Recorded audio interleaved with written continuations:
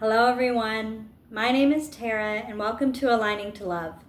In this channel I aim to spread hope, joy, peace, and love to the world by sharing goodness and love within my life.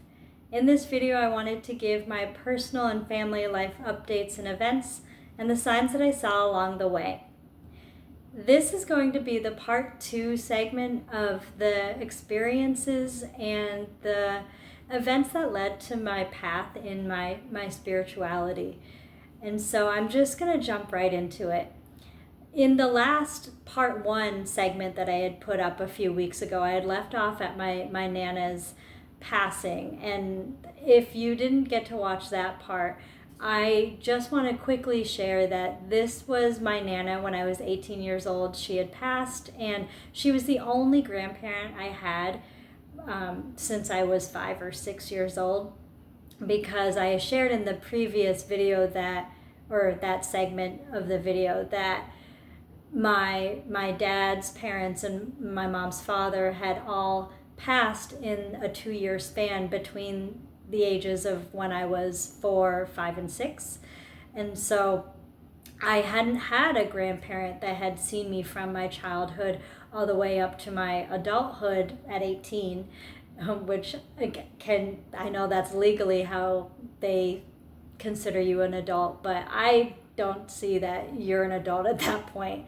But I was really close to that grandparent, so it was a really significant passing for me, and that was one of the things that jump-started my realizing of my intuition. And if you want to go back to that video, I have not figured out how to link it. I need to get better at editing and to be able to do that, but it is 2 videos behind this one. And so if you want to go back and watch the full detailed version of that story, and not just that story, but other sections of my life that I share in that would give you some more background knowledge. And so that was where I left off in that video. And so I just want to keep going forward. And I know that everyone has so many hurdles and challenges and obstacles that they face throughout their life. And all of those events play a significant role in how we mature and how our emotional intelligence is formed, and our ability to be compassionate and have empathy for others. At least that's how I feel about when experiences happen to me. And so I know that there's a wide range of lots of experiences, and I'm just sharing some that happened to me.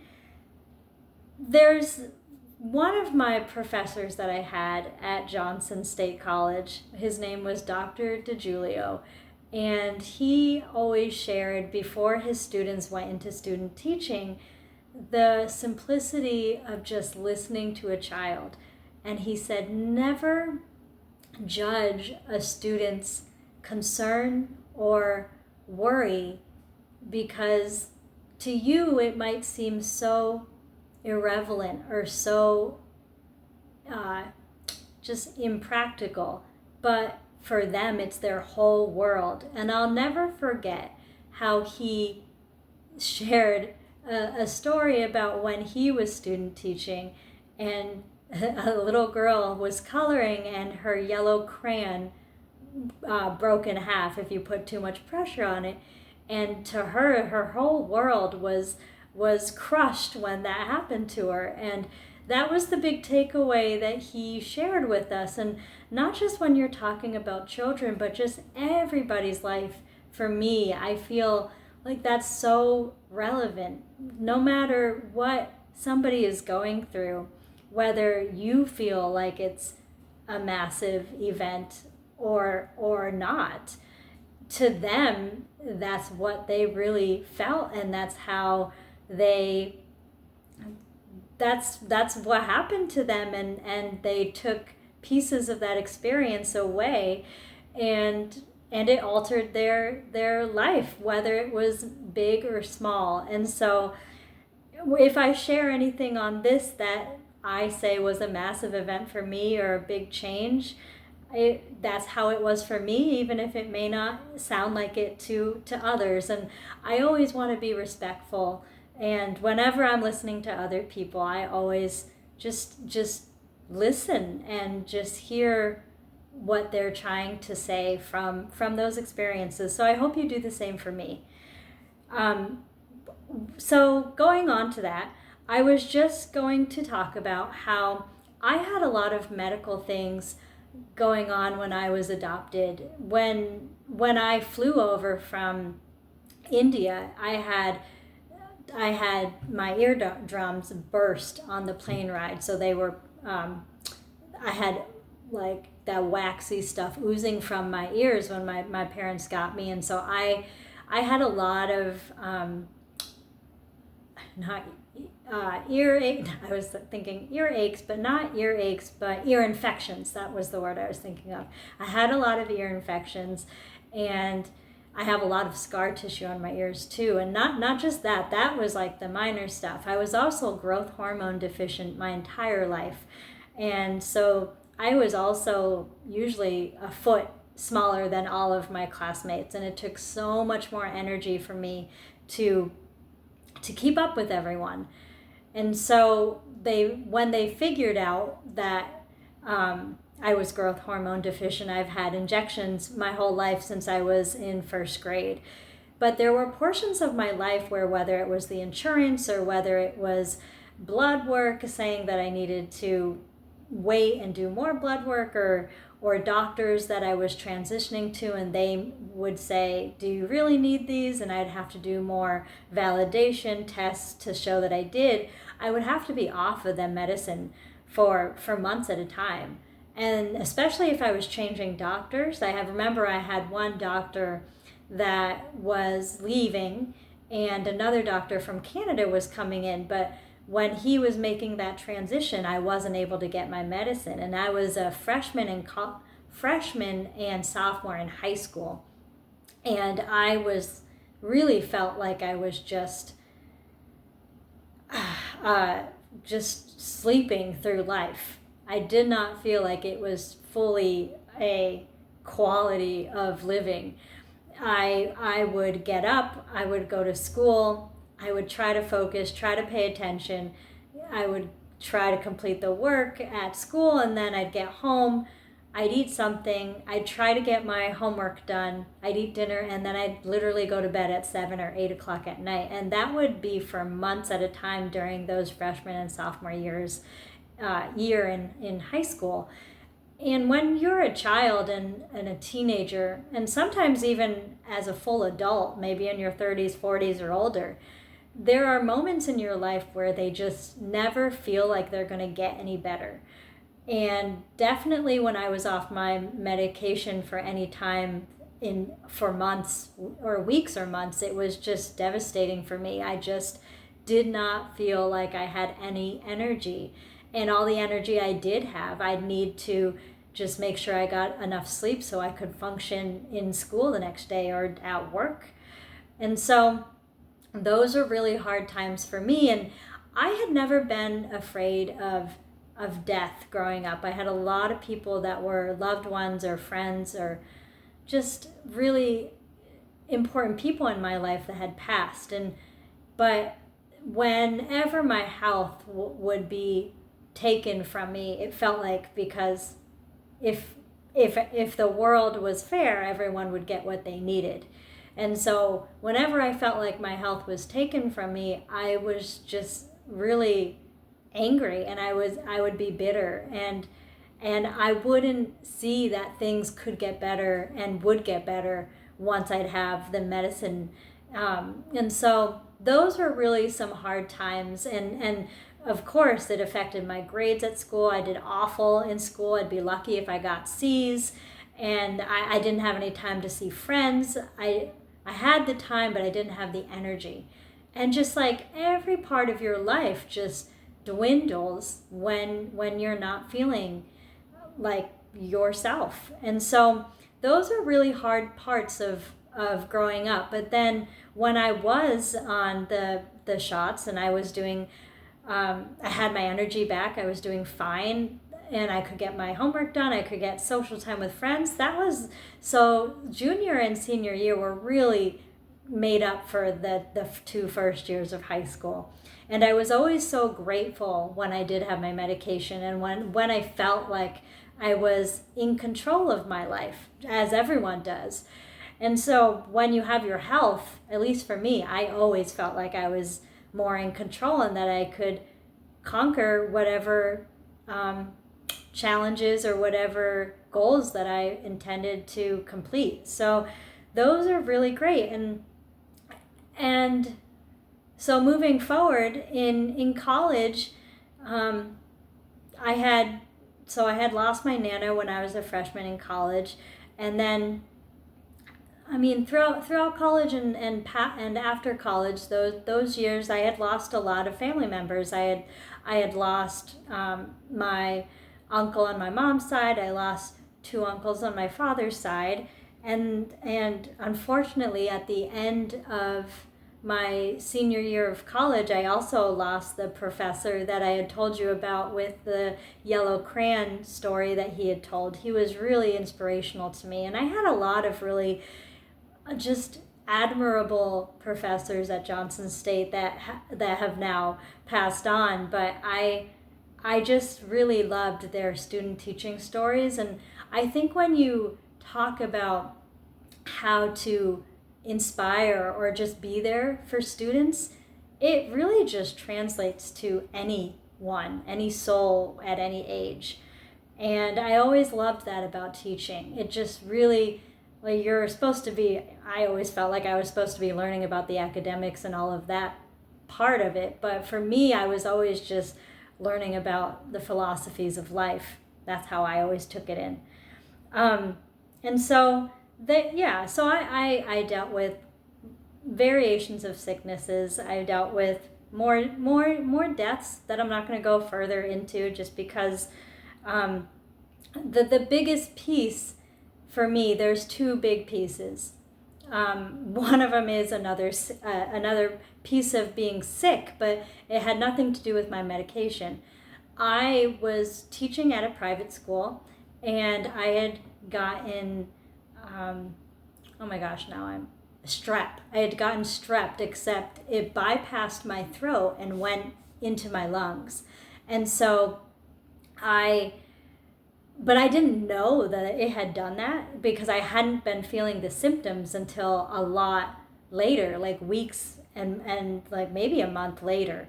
And it had gotten really severe and then I had started getting cold symptoms, and then I started getting congestion, and really significant congestion where you're coughing up that really nasty phlegm. But once the phlegm started happening, it took a toll really fast in a bad direction. And so I actually had to be transported to Dartmouth Hospital in Lebanon, New Hampshire. And the reason I'm bringing this up is that for me, looking back at my life story, it's so significant, because I did have to spend a week at the hospital. They put me in an infectious control room because they couldn't figure out what I had, because on top of having strep, I also had pneumonia. And so once they figured out I had 2 separate things, then they could give me the medications and the antibiotics to make the symptoms better and to make breathing easier. But they did end up having to put pigtails in my back of my lung, so it would, I don't know if you're familiar with a pigtail, and I don't know if I'm describing it in the right way, but it's like this little propeller in your lung, and it like propels all the phlegm and guck out, and it would suction it out of a tube in my lung. And so I had that in the hospital for a week, and at the end of that week, they didn't know if all the fluid was gone enough for me to go home, so they were debating on whether to do surgery. Long story short, they didn't need to do surgery, but I did have to live with my parents for a few months with a PICC line so that the antibiotics could still go through my heart, go through all the circulation of my body until it was all cleared out. But the reason I brought up Dartmouth Hitchcock at Lebanon, New Hampshire is because I had lived in Middlebury. Well, I lived in Salisbury, Vermont, but my hometown, I feel, is Middlebury because I went through the high school there and the middle school.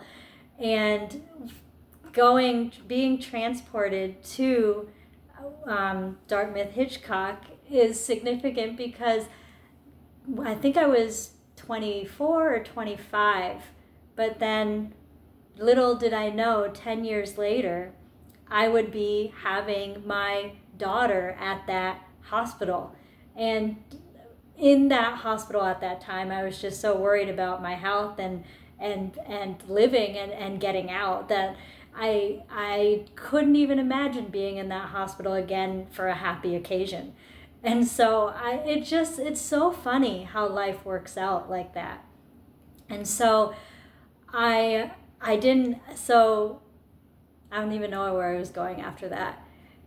But anyway, that was a major piece. And I ended up only working at the private school one more year after that. And then I applied to get into a public school. And from college, graduating from college to landing that first time public school position, I had applied to over 80 jobs for public school, and I had to become a paraeducator in a different school before I got that classroom teaching position at that private school.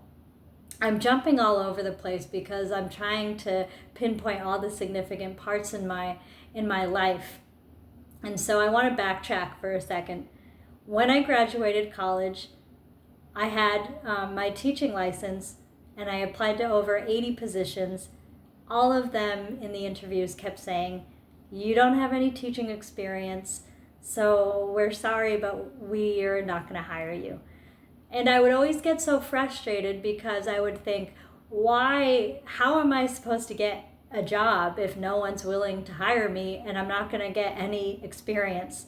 So I ended up taking a paraprofessional position for working with kids with special needs. And I did that for 2 years. And I absolutely loved that job. And I loved that school that I worked with. I made so many good friends at that school, and I'm still in touch with 3 of them who are like some of my closest friends to this day. And the reason I backtracked is because one of the major parts of my spiritual journey, and I've only told 4 people this, and I think that's why it's taking me forever to get it out. And it's all been recently that I've told 2 people.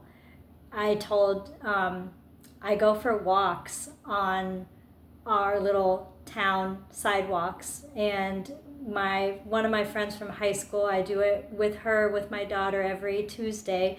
And then recently my new neighbor and I have been going on walks every day, which has been really fun. And so in the last week, I've told this story twice, and so I feel like it's finally time to say it on here. And so I was still living with my parents. I was working at this job for the paraprofessional position, and looking back on it, I was so lucky. I was living at home. I didn't have to worry about rent. I didn't have to worry about a lot of things, preparing my own food. My parents were giving me really amazing dinners each night, and I got to have that family time. I also got to build my experience at this school with other colleagues and students that I absolutely loved. Like, there were so many good things about that segment in my life, but in that phase of my life, I was just very, very sad, and I felt very stuck because I felt like I had just graduated college. I thought I was going to go right into a career, which I did not. I thought I'd be able to live on my own, which I did not. And I just felt really defeated. I also wasn't, I thought, okay, now I'd be on the pathway to dating and finding maybe a lifelong partner, and I was not. So I just felt like I was not succeeding in any of the areas where I was hoping to. And so there was one winter night where I was just delaying going home, and I was taking all these back roads, and they were, dirt roads from farms, because I live in Vermont, and so we have a lot of farms. And I was upset, like I was sad, but I didn't want to show it to my family because I just wanted, some privacy when I got home. So I was crying and I was upset, and I didn't think that things were going the way that they should be. And all of a sudden, I saw this massive, bright light, and it was the size of a beach ball. And so I was driving my Subaru, and it was on this side of the car, and I look and I see it out the passenger side window, and then all of a sudden it comes around to my windshield, and like it dissolves. I don't know whether, it just dissolved. And at first I was terrified, because I have always had this fear of aliens. And I don't, well, I think I did tell in one video that I was afraid of ET because my parents had this ET doll, and they'd put it in the closet, but the heart would still be lighting up with a battery. And so I think I was just traumatized from that. But I don't know, I've always had a fear of aliens. And on this dirt road, this farm road, there was always a house that looked like the house from Signs, and I had just passed it. And so, like, I don't know, my head just like automatically went to aliens. But so I don't know if I was so afraid. I don't know why. I actually like stopped the car. I got out of the car. I tried to look around, just like near my car and up around me for whatever that was. But later on, all the years, and I did a bunch of research on the internet that night and all the years up to now to try to figure out what that light was. And for me, looking back at everything and after all of the researching I've done, I feel like that was either my guardian angel's light, or the light of, I don't know, my divine support team, whether it was a loved one, whether it was a spirit guide, or I don't know. But that was one of my biggest life path changes to my spirituality, because I visually saw the light, and I never told anyone about that. My mom, well, I told my husband. He was the first one I told, and that was like maybe when I was dating him, maybe when like I was year 3 or 4 when I was dating him. And then I told my mom this past January of 2025, and that was the first time I ever told her. Because I was so afraid of what people would say or would think. And that was the moment where I would start seeing little white orbs. And to this day, like, I still don't know. To me, I think they're either loved ones. I think they're either angels or spirit guides, because they always happen to me. I always see them either when I'm either really sad or really, really overjoyed about something. So I feel like they're either there supporting or they're there celebrating with me. And so this year has really been, 2025 has really been the only year that I've shared that with people. And that's why I wanted to backtrack to talk about that, because that was before I got sick with the strep throat and the pneumonia. And so that was the year before I got sick. And so after I got sick, I was still living with my parents. I did one more year at that private school teaching kindergarten and first grade. And then it was funny, after I said that I was no longer going to be working at that school, I applied to a public school over in Hartford, Vermont, and that was after all of those rejections from other public schools, and I got in, and that itself was a massive transition because I didn't realize that Hartford was so close to Dartmouth Hitchcock Medical Center, which is where I had my daughter, but also that was the start of another chapter in my life. And it was a big chapter because when I had been dating somebody when I was working at the private school, and that relationship ended. And so I knew that I was now going to figure out to spread my wings a little bit further than my hometown. And so I was going to be going to a brand new town in Vermont by myself. And it was only an hour and a half away from my hometown, but it was far enough away to feel like it was something brand new.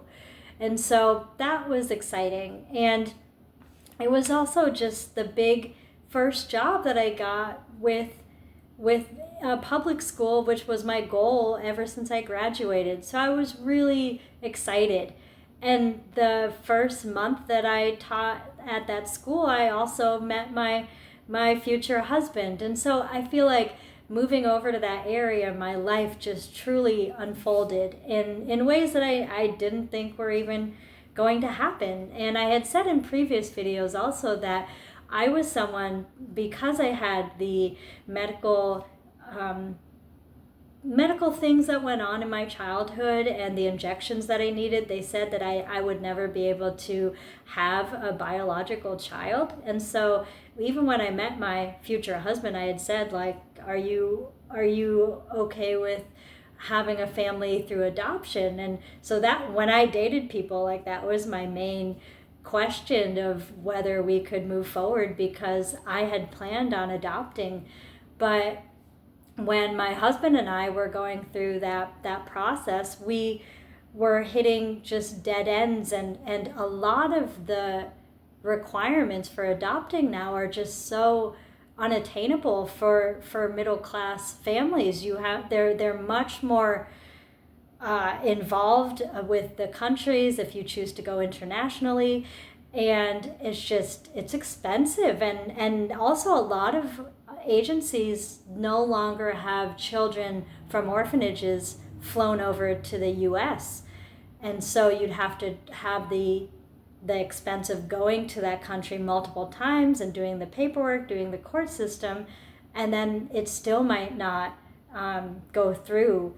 So there were a lot of dead ends happening, and then we were trying agencies within the US, but then there was a lot of hurdles that we were just not able to jump over.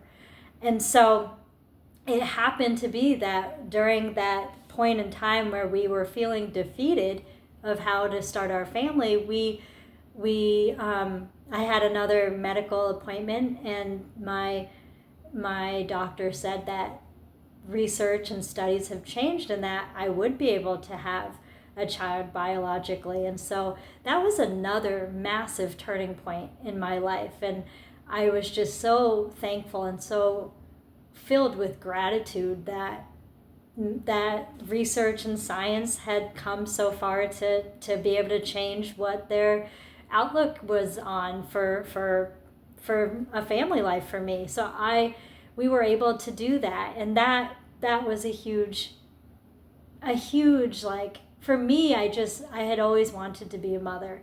And one of the biggest things was I had always wanted to be a teacher, and I finally was able to do that at the school in Hartford, and at the school in the private school in my hometown.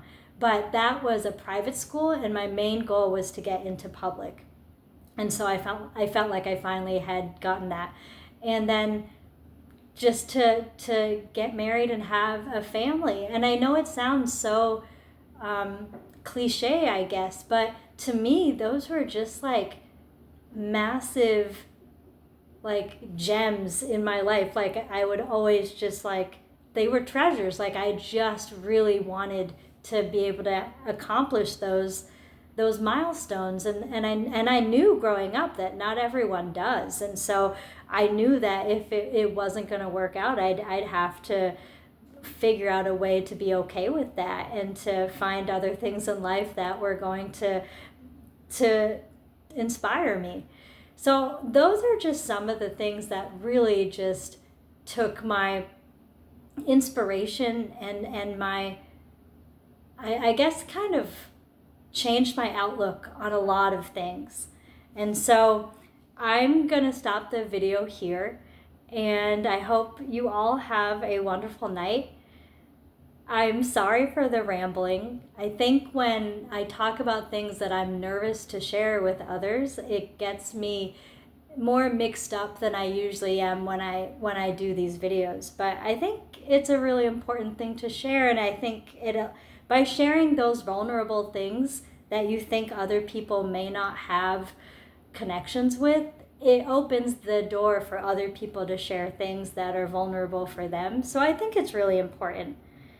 Anyway, I love you all. There's so many people that I'm not seeing that I used to see in my daily life that I miss very much. So if you're one of those people that I don't get to see on a regular basis anymore, I miss you so much. And I love you all. Have a wonderful night and rest of your week. Bye.